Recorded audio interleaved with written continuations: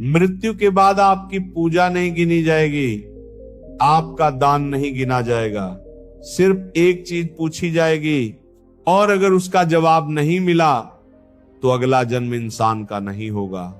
भगवान ने कहा पुण्य जमा करना काफी नहीं है, मनुष्य जन्म वापस चाहिए तो एक निर्णय लेना पड़ेगा जो बहुत कम लोग लेते हैं। वैकुंठ धाम में दिव्य प्रकाश फैला हुआ था। भगवान श्री कृष्ण शांति से विराजमान थे और उनके सामने हाथ जोड़कर गरुड़ जी खड़े थे। गरुड़ जी के मन में एक गहरी जिज्ञासा उठ रही थी। गरुड़ जी ने पृथ्वी लोक से लौटते समय एक विचित्र दृश्य देखा था जिसने उनके हृदय को व्याकुल कर दिया था। उन्होंने प्रभु से कहा, हे नाथ, मैंने देखा कि मृत्यु के बाद दो मनुष्यों की दशा बिल्कुल भिन्न थी। एक मनुष्य धनवान था, जीवन भर पूजा पाठ करता रहा, दान देता रहा, व्रत करता रहा, फिर भी जब उसके प्राण निकले तो भयानक यमदूत उसे पास में बांधकर घसीटते हुए ले गए। वो रो रहा था, चिल्ला रहा था, कह रहा था कि उसने धर्म किया है, फिर भी उसे भय और यातना क्यों मिल रही है। और उसी समय मैंने एक दूसरे साधारण वृद्ध को देखा जो किसी बड़े यज्ञ का कर्ता नहीं था, न ही उसने दिखावे का धर्म किया था, परंतु उसके प्राण निकलते ही उसके चारों ओर प्रकाश फैल गया। यमदूत दूर खड़े रहे और उसकी आत्मा स्वयं शांत भाव से आगे बढ़ गई। प्रभु, दोनों मनुष्य थे, दोनों ने किसी न किसी रूप में धर्म किया था, फिर एक को भय और दूसरे को शांति क्यों मिली? और सबसे बड़ा प्रश्न, मृत्यु के बाद कौन सा नियम यह तय करता है कि आत्मा को फिर से मनुष्य जन्म मिलेगा या नहीं? भगवान श्री कृष्ण मुस्कुराए, उनकी दृष्टि करुणा से भरी थी और उन्होंने कहा, गरुड़, पृथ्वी पर लोग धर्म और कर्म के अंतर को समझे बिना जीवन जीते हैं। वे सोचते हैं कि कुछ पूजा, कुछ दान, कुछ व्रत कर लेने से अगला जन्म निश्चित हो जाएगा, परंतु मनुष्य जन्म अत्यंत दुर्लभ है। यह केवल बाहरी आडंबर से नहीं मिलता। 84 लाख योनियों के चक्र में घूमती आत्मा को पुनः मनुष्य शरीर तभी प्राप्त होता है जब उसके भीतर एक विशेष परिवर्तन घटित होता है। बहुत से लोग जीवन भर धार्मिक दिखते हैं, परंतु उनका मन लोभ, अहंकार और स्वार्थ से भरा रहता है। ऐसे कर्म उन्हें बांधते हैं, मुक्त नहीं करते। और कई साधारण लोग होते हैं जो दिखावे का धर्म नहीं करते, परंतु उनके भीतर ऐसा भाव जाग जाता है जो मृत्यु के क्षण को भी शांत बना देता है। गरुड़, मृत्यु अंत नहीं है, वह केवल मार्ग का परिवर्तन है। आत्मा शरीर छोड़ते ही अपने कर्मों की सुगंध या दुर्गंध के साथ आगे बढ़ती है। जो कर्म केवल स्वार्थ के लिए किए गए हों, वह आत्मा को नीचे खींचते हैं, और जो कर्म सत्य भाव से किए गए हों, वे आत्मा को ऊर्ध्वगामी बनाते हैं। परंतु यह जान लो, केवल पुण्य इकट्ठा कर लेना ही पर्याप्त नहीं है। एक ऐसा कर्म है, एक ऐसा आंतरिक निर्णय है जो अंतिम समय में आत्मा की दिशा निर्धारित करता है। वही तय करता है कि आत्मा फिर मनुष्य बनेगी, किसी अन्य योनि में जाएगी या और भी नीचे गिर जाएगी। परंतु उस कर्म को समझने से पहले तुम्हें यह जानना होगा कि मृत्यु के बाद आत्मा किन मार्गों से गुजरती है, कैसे यमदूत उसे ले जाते हैं, कैसे उसके सूक्ष्म कर्म उसके सामने जीवित हो उठते हैं, और कैसे वैतरणी के भयावह मार्ग पर उसकी परीक्षा होती है। जब तक मनुष्य मृत्यु की सच्चाई और कर्म के वास्तविक स्वरूप को नहीं समझता, तब तक वह उस एक निर्णायक कर्म का मूल्य नहीं समझ सकता। इसीलिए गरुड़, पहले आत्मा की यात्रा को समझो, फिर मैं तुम्हें बताऊंगा कि वह कौन सा कर्म है जो अगला जन्म मनुष्य का सुनिश्चित कर सकता है, और कौन सा अभाव उसे फिर अंधकार में धकेल देता है।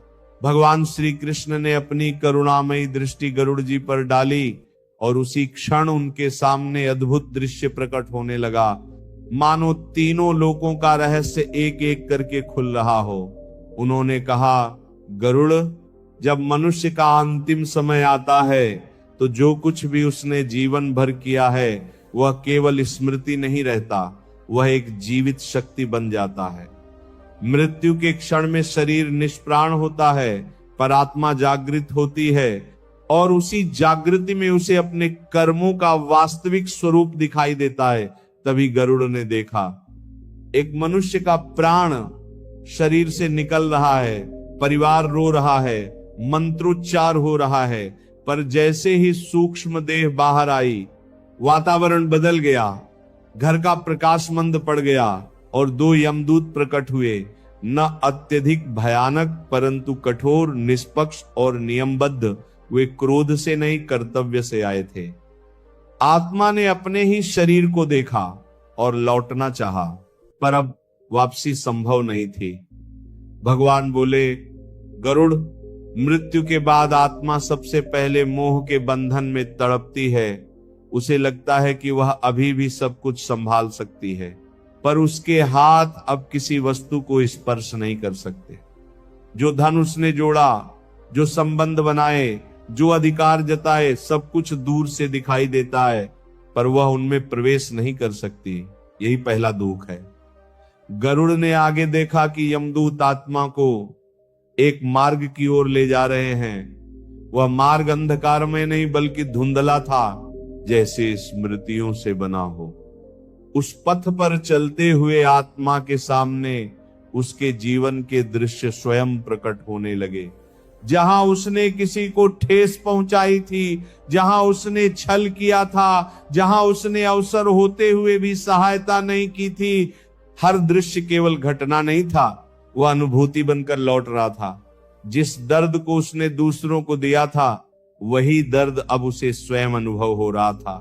गरुड़ का हृदय कांप उठा। उन्होंने पूछा, प्रभु, क्या यही दंड है? भगवान ने उत्तर दिया, यह दंड नहीं, कर्म का दर्पण है। आत्मा को वही अनुभव करना पड़ता है जो उसने दूसरों को दिया था, क्योंकि न्याय बाहरी नहीं, आंतरिक है। कुछ दूर चलने पर गरुड़ ने वैतरणी नदी का दृश्य देखा। वह कोई साधारण नदी नहीं थी। जिनके कर्म भारी थे, उनके लिए वह भय, पश्चाताप और कष्ट की धारा बन जाती थी, और जिनका अंतःकरण अपेक्षाकृत निर्मल था, उनके लिए वही मार्ग सहज हो जाता था। भगवान बोले, गरुड़, लोग सोचते हैं कि मृत्यु के बाद कोई बाहरी न्यायाधीश बैठा है जो अंक गिन रहा है, परंतु सत्य यह है कि आत्मा स्वयं अपने कर्मों की गवाही बन जाती है। यमराज केवल व्यवस्था के प्रतीक हैं, वास्तविक निर्णय आत्मा की अवस्था से होता है। गरुड़ ने देखा कि कुछ आत्माएं अत्यंत भयभीत होकर चिपकी हुई हैं। वे आगे बढ़ना नहीं चाहती, क्योंकि उनके भीतर आसक्ति प्रबल है, और कुछ आत्माएं अपेक्षाकृत शांत हैं, क्योंकि उन्होंने जीवन में ही अस्थिरता को समझ लिया था। भगवान ने कहा, मनुष्य शरीर इसलिए दुर्लभ है भगवान, क्योंकि इसमें विवेक की क्षमता है। पशु भूख, भय और प्रवृत्ति से चलते हैं, पर मनुष्य को चेतना दी गई है कि वह अपने कर्मों का अर्थ समझ सके। यदि वह केवल भोग में लगा रहा, केवल अपने सुख के लिए जिया, तो उसकी चेतना नीचे की ओर झुक जाती है। यदि उसने अवसर होते हुए भी भीतर परिवर्तन नहीं किया, तो वह पुनः उसी स्तर की योनि में आकर्षित हो जाता है, जहां उसकी प्रवृत्तियां उसे ले जाती हैं।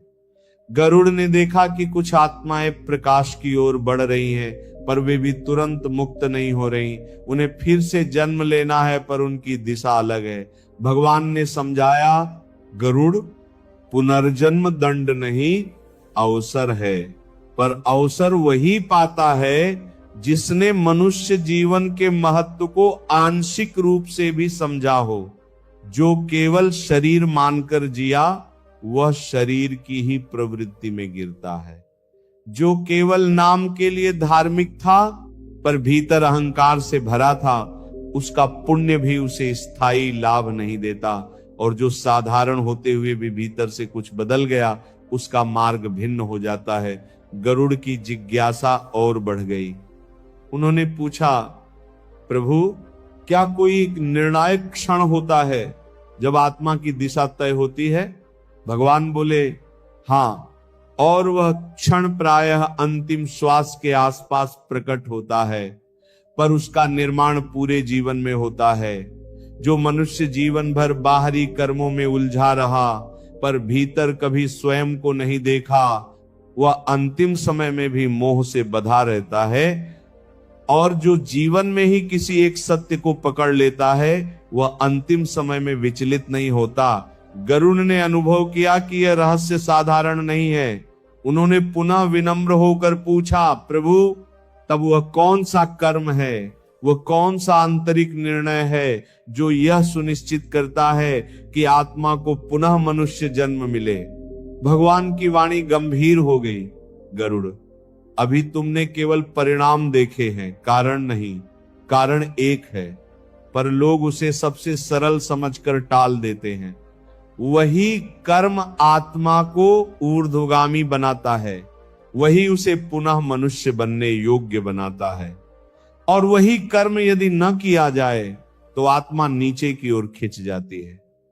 अगले चरण में मैं तुम्हें उस कर्म का रहस्य बताऊंगा, पर पहले यह जान लो कि मृत्यु के मार्ग पर कोई छल नहीं चलता, वहां केवल सत्य चलता है। इतना कहते ही दृश्य लुप्त हो गया, पर गरुड़ के मन में अब एक ही प्रश्न जल रहा था, क्या पृथ्वी का मनुष्य उस एक कर्म को समझ पाएगा, या वह जन्म और मृत्यु के चक्र में भटकता ही रहेगा?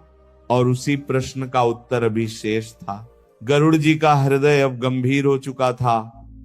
उन्होंने वैतरणी का मार्ग, कर्मों का दर्पण और आत्मा की विवशता देख ली थी, पर उनके भीतर अब भी वही एक प्रश्न धधक रहा था।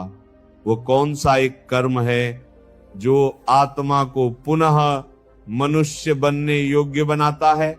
भगवान श्री कृष्ण ने उनकी मौन जिज्ञासा को पढ़ लिया और बोले, गरुड़ अब मैं तुम्हें कारण के और निकट ले चलता हूं, पर ध्यान रहे यह रहस्य सुनने में सरल है, समझने में कठिन और जीने में अत्यंत दुर्लभ। इतना कहते ही एक नया दृश्य प्रकट हुआ। पृथ्वी पर दो मनुष्य समान आयु के थे। दोनों ने सामान्य जीवन जिया, दोनों ने कभी दान दिया, व्रत भी रखे, मंदिर भी गए, परंतु उनके भीतर की दिशा भिन्न थी। पहला मनुष्य अपने हर अच्छे कार्य के बाद मन ही मन गिनती करता, मैंने इतना दान दिया, मैंने इतना जप किया, मैं दूसरों से श्रेष्ठ हूं। उसके भीतर सूक्ष्म अहंकार था, और जब कोई उसकी प्रशंसा नहीं करता तो वह खिन्न हो जाता।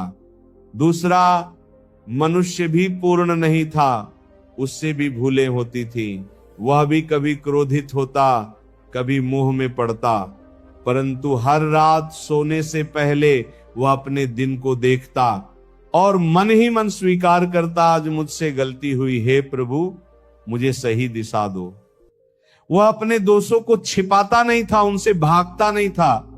भगवान बोले, गरुड़ बाहरी कर्म दोनों के समान दिख सकते हैं, पर भीतर की वृत्ति अलग है, और मृत्यु के समय भीतर की वही वृत्ति निर्णायक बनती है।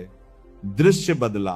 पहला मनुष्य जब मृत्यु शैया पर पहुंचा तो उसके मन में चिंता थी, मेरी संपत्ति का क्या होगा, लोग मेरे बारे में क्या कहेंगे, मैंने इतने पुण्य किए हैं, मुझे स्वर्ग मिलना ही चाहिए।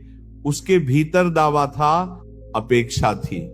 दूसरे मनुष्य का अंतिम समय आया तो उसके पास न बड़ी संपत्ति थी, न बड़ा नाम, पर उसके हृदय में एक स्वीकार था, मैंने जैसा जाना वैसा किया, जो भूल हुई उसे समझा, अब जो न्याय हो वही उचित है।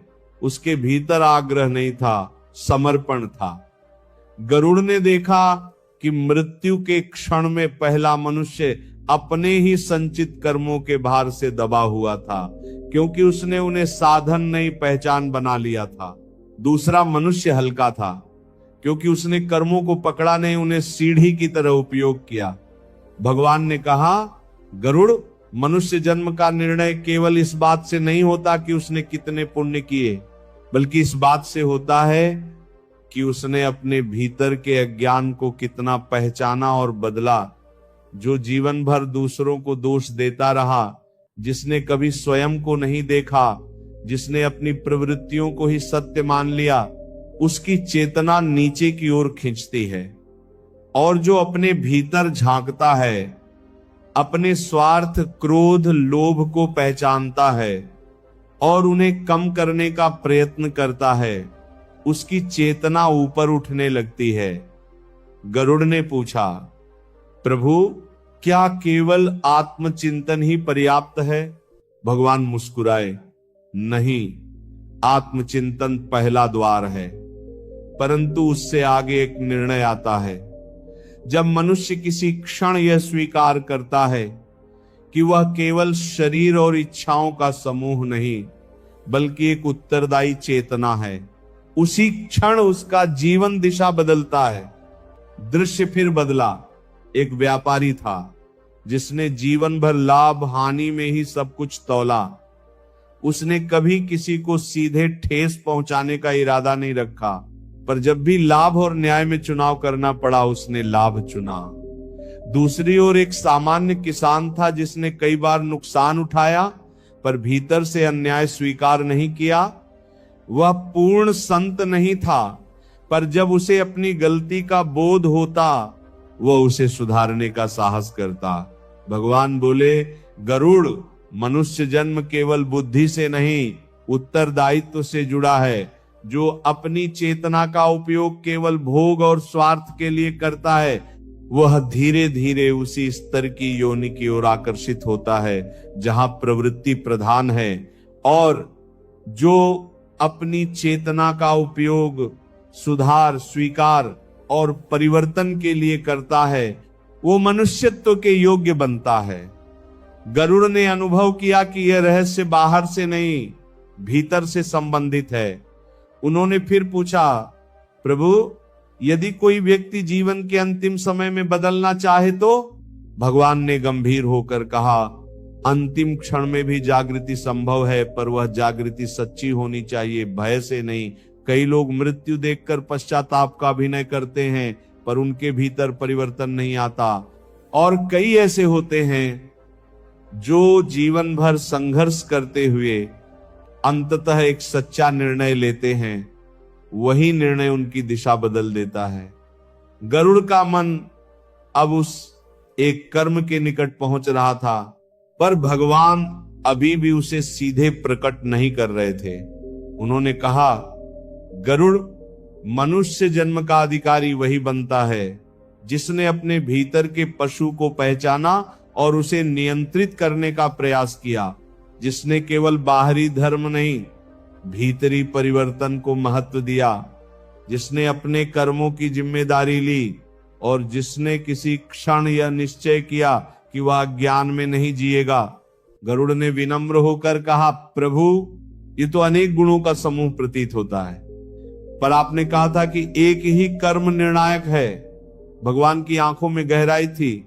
हाँ गरुड़, ये सब उसी एक कर्म की छाया है, मूल कारण एक है, पर लोग उसे सबसे साधारण समझकर टाल देते हैं।